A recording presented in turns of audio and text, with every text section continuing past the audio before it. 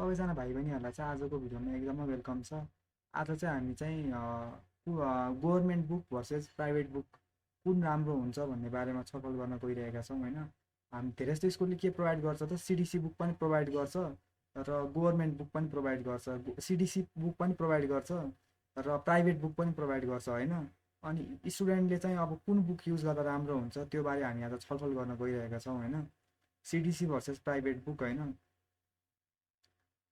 स्टुडेन्टले चाहिँ कसरी कति धेरै पढ्छ भन्नेमा डिपेन्ड गर्दैन क्या होइन। यदि तिमीलाई 4 GPA चाहिन्छ भने चाहिँ तिमीलाई दुइटै बुकको कम्बिनेसन लगाउनु पर्ने हुन्छ होइन।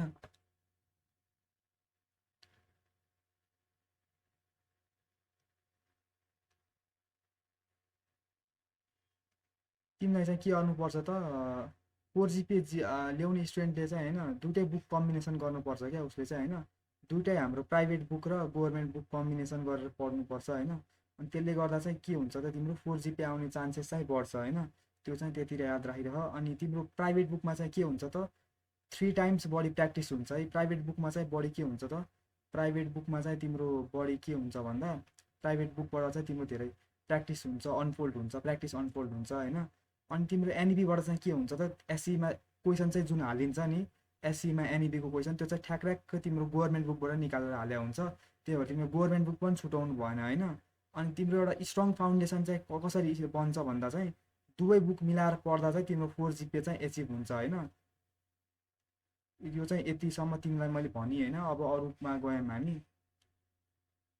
तिम्रो अब हामी पहिला गभर्मेन्ट बुकको कुरा गरौँ। गभर्मेन्ट बुक चाहिँ तिम्रो करिकुलम डेभलपमेन्ट सेन्टर छ नि हाम्रो जुन सानो ठिमीमा त्यहाँबाट चाहिँ बनेर आउँछ होइन। तिम्रो मोडर्न बुक चाहिँ धेरै हुन्छ, मोडर्न बुक चाहिँ तिम्रो धेरै पब्लिकेसन हुन्छ होइन। तिमीले चाहिँ एउटा चलेको पब्लिकेसन किन्न सक्छौ। तर गभर्मेन्ट बुक चाहिँ only one, single only one हुन्छ है। गभर्मेन्ट बुक चाहिँ अन्ली वान हुन्छ। त्यो एउटा कुरा भयो पब्लिसर। अब सिलेबस अथोरिटी भयो होइन। गभर्मेन्ट बुक चाहिँ 100% एनइबी म्यान्डेट हुन्छ है। त्यसमा चाहिँ एउटा पनि डेभिएसन हुन्न। जे सिलेबसमा छ त्यही ठ्याक्क हुन्छ। तर तर तिम्रो प्राइभेट बुकमा चाहिँ बच्चालाई चाहिँ 11-12मा नि सजिलो होस् भनेर अलिअलि कन्टेन्ट चाहिँ एक्स्ट्रा पनि राखिदिएको हुन्छ। सप्लिमेन्टरी टेप भनेर लेखेको छु मैले यहाँनिर होइन। एक्स्ट्रा कुरा चाहिँ हुन्छ यहाँनिर। एक्स्ट्रा कुरा हुन्छ। अब एक्जामिनेसन वेट हेरौँ है। जुन हाम्रो एनइबीको क्वेसन बन्छ नि जुन हाम्रो एनइबीको पेपर बन्छ नि एससीमा त्यो चाहिँ डाइरेक्टली गभर्मेन्ट बुकबाट बनिरहेको हुन्छ। त्यो चाहिँ डाइरेक्टली गभर्मेन्ट बुकबाट बनिरहेको हुन्छ। तर हाम्रो जुन प्याप्सनको क्वेसन हुन्छ, जुन हाम्रो प्याप्सनको क्वेसन हुन्छ र एन प्याप्सनको क्वेसन हुन्छ त्यो चाहिँ कहाँबाट पनि बनिरहेको हुन्छ त तिम्रो प्राइभेट बुकबाट पनि बनिरहेको हुन्छ। त्यही भएर यदि तिमीलाई आफ्नो प्री बोर्डमा अथवा टर्मिनल एक्जाममा नि एकदमै राम्रो गर्नु छ भने चाहिँ तिमीले प्राइभेट बुक पनि एकदमै राम्ररी पढ्नुपर्छ होइन। त्यहाँ पनि एकदमै प्र्याक्टिस गर्नुपर्छ। र हाम्रो कन्सेप्चुअल डेथ होइन, कन्सेप्चुअल डेथ तिम्रो गभर्मेन्टमा के हुन्छ त एकदमै कन्साइज हुन्छ। टिचरले जति भने हुन्छ त्यति मात्र हुन्छ। तिम्रो गभर्मेन्ट बुकमा अरू केही पनि हुँदैन। तर तिम्रो प्राइभेट बुकमा चाहिँ धेरैवटा इक्जाम्पल हुन्छ, एकदमै डेप्थमा गएको हुन्छ। प्राइभेट बुकमा चाहिँ हरेक कन्सेप्ट डेप्थमा प्लस मेनी एक्जाम्पल्स, धेरै एक्जाम्पल हुन्छ प्राइभेट बुकमा चाहिँ होइन। अब तिम्रो फिगरको कुरा गरौँ होइन। फिगर कस्तो हुन्छ त तिम्रो गभर्मेन्ट बुकमा चाहिँ नर्मल फिगर हुन्छ। गभर्मेन्ट बुकमा चाहिँ तिम्रो खासै केही त्यस्तो इम्पोर्टेन्ट फिगर हुँदैन, नर्मल खालेको फिगर हुन्छ।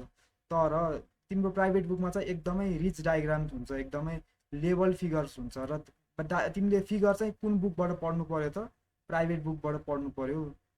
गभर्मेन्ट बुकबाट नि हेर्नु पर्यो होइन अलिअलि। तर धेरै जस्तो चाहिँ कहाँबाट हेर्नु पर्यो त प्राइभेट बुकबाट हेर्नु पर्यो होइन फिगर चाहिँ।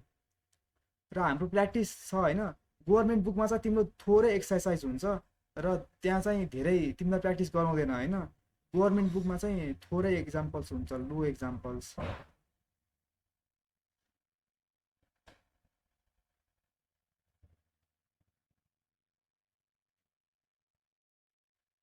तर तिम्रो जुन प्राइभेट बुक छ प्राइभेट बुकमा चाहिँ तिम्रो एकदमै धेरैवटा एक्जाम्पल हुन्छ।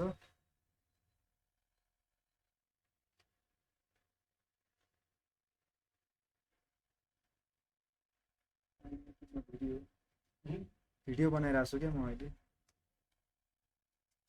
तपाईँ पनि भिडियोमा आउनुहुन्छ।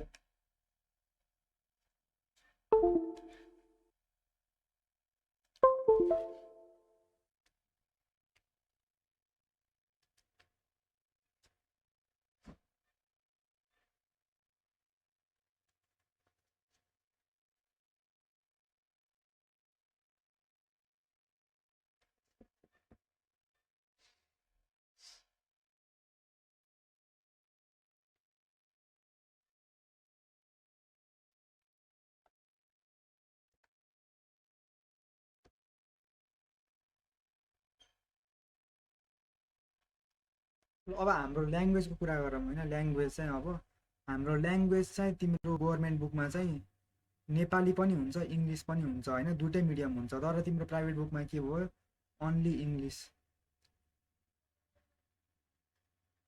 अब फाइनेन्सको त हामी धेरै कुरा गर्दैनौँ होइन, कस्ट त तिम्रो जब 1-200 त बुक त किनिहाल्छौ, त्यस्तो धेरै बुकमा समस्या पर्दैन पनि होला। तर फाइनल एक्जाम हुन्छ नि हाम्रो, जुन एसई हुन्छ नि एसई, त्यसको लागि चाहिँ कुन बुक राम्रो हो भन्दा चाहिँ तिम्रो गभर्मेन्टको बुक रिभिजन गर्दा राम्रो हो, गभर्मेन्टको सिडिसी बुक। तर तिम्रो प्रिबोर्डहरू हुन्छ नि, जुन प्याप्सनको प्रिबोर्ड हुन्छ, तिम्रो टर्मिनल एक्जाम हुन्छ, त्यसको लागि चाहिँ के राम्रो हो भन्दा चाहिँ तिम्रो चाहिँ के हो त, प्राइभेट बुक राम्रो है। अब चाहिँ हामी एडभान्टेजेस एन्ड डिसएडभान्टेजेस कुरा गर्छौँ होइन, स्ट्रेन्थेन्स एन्ड भ्युनेराबिलिटिजको। दुइटामा के रहेको छ भन्दा, तिम्रो गभर्मेन्ट बुकको स्ट्रेन्थ के हो होइन, गभर्मेन्ट बुकको स्ट्रेन्थ एकदम एक स्ट्रेन्थ भनेको तिम्रो एनइबीको क्वेसनहरू सबै यतैबाट ल्याइन्छ, गभर्मेन्ट बुकबाट ल्याइन्छ। सिलेबस कम्प्लेन यसमा चाहिँ के हुन्छ त, जिरो रिस्क हुन्छ है, सिलेबसको चाहिँ के हुन्छ त, रिस्क जिरो हुन्छ। टिचरहरूले के गर्छन् त, गभर्मेन्ट बुककैबाट चाहिँ के लेक्चरहरू चाहिँ डेलिभर गरिरहेका हुन्छन्। डेफिनेसन र थ्योरम चाहिँ के हुन्छ त, सबै यसैबाट आइरहेको हुन्छ। यो चाहिँ के हुन्छ त, इजिली एभाइलेबल पनि हुन्छ होइन। तर गभर्मेन्ट बुक के को लागि नराम्रो छ भन्दा, सेल्फ स्टडी। सेल्फ स्टडीको लागि चाहिँ गभर्मेन्ट बुक नराम्रो छ, किनकि यसमा एडेक्वेट एक्जाम्पल्स छैनन् होइन। प्राइभेट बुकमा चाहिँ तिम्रो के हुन्छ त, एडेक्वेट एक्जाम्पल्स हुन्छ, सुपिरियर डायग्राम हुन्छ, एकदमै राम्रो डायग्रामको लागि चाहिँ प्राइभेट बुकै राम्रो भन्छु म। यसमा चाहिँ के हुन्छ त, मोडल क्वेसन राख्दै हुन्छ, मोडल क्वेसनहरू राख्दै हुन्छ।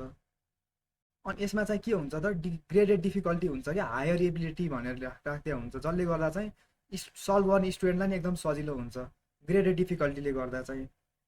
यसमा चाहिँ एक्जामिनेसनको टिप्स पनि राख्दै हुन्छ। अब हाम्रो प्राइभेट बुकको डिसएडभान्टेज चाहिँ के भन्दा, यसमा चाहिँ अलिकति एक्स्ट्रा सिलेबस हुन्छ, चाहिने भन्दा अलिक एक्स्ट्रा हुन्छ, त्यही भएर त्यो चाहिँ पढिराख्नु पर्दैन। एउटा चाहिँ फाइनेन्सियल बर्डन पनि भयो। अनि अर्को चाहिँ के हुन्छ भन्दा चाहिँ कुनै कुनै प्राइभेट बुकमा चाहिँ रङ इन्फर्मेसन राख्दै हुन्छ है।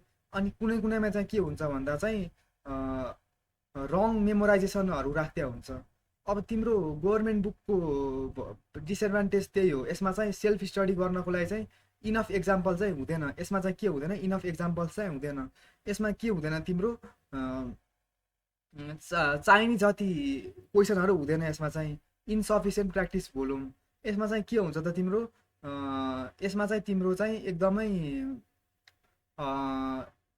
सिम्पल ल्याङ्ग्वेजमा लेखा हुन्छ, जसले गर्दा चाहिँ स्टुडेन्टले चाहिँ राम्ररी पढ्न पाइरहेका हुँदैनन्। त्यही भएर उनीहरूले चाहिँ रिफरेन्सको लागि चाहिँ के युज गर्न सक्छन् त, रिफरेन्स। म रिफरेन्स भनेर लेखिदिन्छु, रिफरेन्सको लागि चाहिँ उनीहरूले आफ्नो प्राइभेट बुक युज गर्न सक्छन्।